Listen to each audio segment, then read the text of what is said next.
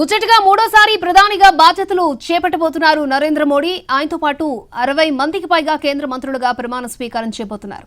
ఎన్డీఏలోని అన్ని భాగస్వామ్య పక్షాలకు కేంద్ర కేబినెట్ లో బెర్తులు దొరికాయి. కానీ నేషనలిస్ట్ కాంగ్రెస్ పార్టీ ఎన్సీపీ మాత్రం మోడీ టీంలో చోటు దక్కలేదు.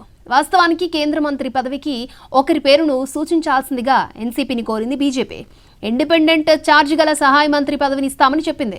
దీంతో ప్రఫుల్ల పటేల్ ను సూచించింది ఎన్సీపీ. అయితే ఇప్పటికే తాను కేంద్ర మంత్రిగా పనిచేసిన విషయాన్ని గుర్తు చేశారు ప్రఫుల్ల పటేల్. అందువల్ల సహాయ మంత్రి పదవిని చేపట్టడానికి అనాసక్తిని చూపించారట.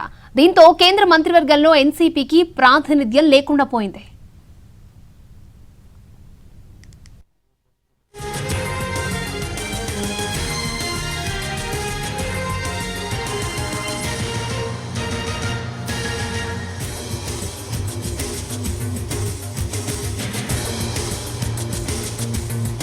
అయితే భవిష్యత్తులో కేబినెట్ విస్తరణలో ఎన్సీపీకి ప్రాతినిధ్యం దక్కుతుందన్నారు फडणवीस.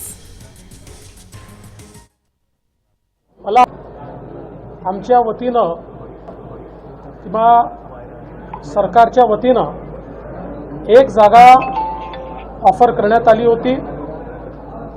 राज्यमंत्री स्वतंत्र प्रभार अशा प्रकारे ही जागा त्यांना देण्यात आली होती. परंतु त्यांचा आग्रह असा होता की आमच्याकडनं श्री प्रफुल्ल पटेल यांचं नाव फायनल आहे आणि ते आधी मंत्री राहिलेले आहेत, त्यामुळे त्यांना आम्हाला राज्यमंत्री स्वतंत्र प्रभार हे करता येणार नाही. मात्र आपल्याला देखील ही कल्पना आहे की जेव्हा अलायन्सचं युतीचं सरकार असतं त्यावेळी काही निकष तयार करावे लागतात, कारण अनेक पक्ष सोबत असतात. त्यामुळे एका पक्षाकरता तो निकष मोडता येत नाही. पण मला विश्वास आहे की भविष्यामध्ये जेव्हाही एक्सपान्शन होईल त्यावेळी निश्चितपणे त्यांचा विचार त्या ठिकाणी होईल. राष्ट्रवादी काँग्रेस पक्षाचा पुढे जाऊन काही समावेश होणार आहे का? आता नाराजी त्यांची आत्ताही समावेशाचा प्रयत्न करण्यात आला, किंबहुना ऑफर आमच्याकडनं देण्यात आली होती.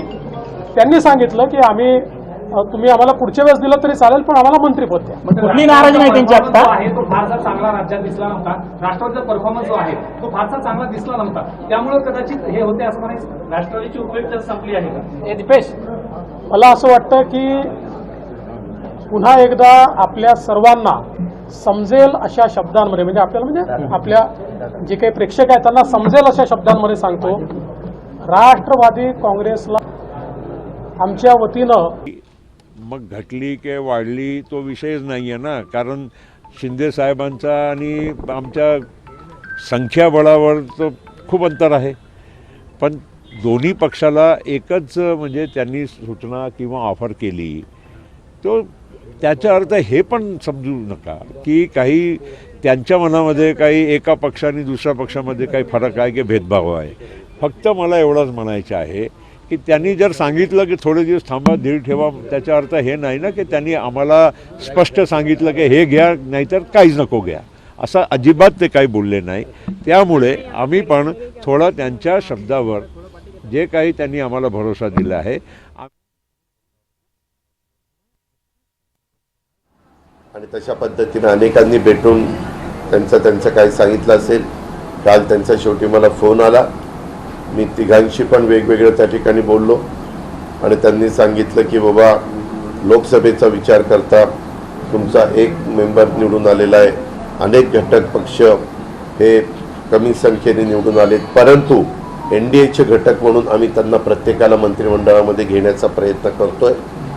त्याच्यामध्ये काहींना तर आलेले पण नाही आहेत कुणी त्यांचं सदस्य, परंतु ते राज्यसभेचे मेंबर आहेत आणि सोशल इंजिनिअरिंग म्हणून त्यांनाही कॅबिनेटमध्ये घेण्याचं आम्ही ठरवलेलं आहे. पण कॅबिनेट मिनिस्टर न करता इंडिपेंडंट चार्ज द्यायचा अशा पद्धतीनं आमचं ठरलेलं आहे आणि त्या पद्धतीनं आम्ही तुम्हाला एक जागा इंडिपेंडंटची चार्जची देतो, ती आपण घ्या. राज्यमंत्रीपद पण तो इंडिपेंडंट चार्ज.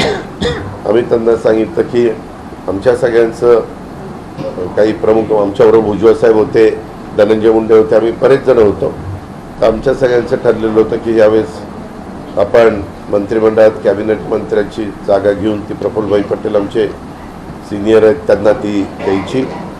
आम्ही त्यांना काल मी नंतर त्यांना सांगितलं की बाबा अनेकदा प्रफुल्लभाई पटेल साहेबांनी कॅबिनेट मिनिस्टर म्हणून या वेगवेगळ्या सरकारमध्ये काम केलेलं आहे आणि त्याकरता तुम्ही त्या कॅबिनेट मंत्रीपदच दिलं तर ते जास्त संयुक्तिक होईल.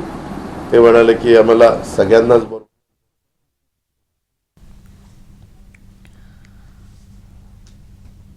ముచ్చటగా మూడోసారి ప్రధానిగా బాధ్యతలు చేపట్టబోతున్నారు నరేంద్ర మోడీ. ఆయనతో పాటు 60 మందికి పైగా కేంద్ర మంత్రులుగా ప్రమాణ స్వీకారం చేయబోతున్నారు. ఎన్డీఏలోని అన్ని భాగస్వామ్య పక్షాలకు కేంద్ర కేబినెట్లో బెర్తులు దొరికాయి. కానీ నేషనలిస్ట్ కాంగ్రెస్ పార్టీ ఎన్సీపీకి మాత్రం మోడీ టీంలో చోటు దక్కలేదు. వాస్తవానికి కేంద్ర మంత్రి పదవికి ఒకరి పేరును సూచించాల్సిందిగా ఎన్సీపీని కోరింది బీజేపీ. ఇండిపెండెంట్ ఛార్జ్ గల సహాయ మంత్రి పదవిని ఇస్తామని చెప్పింది.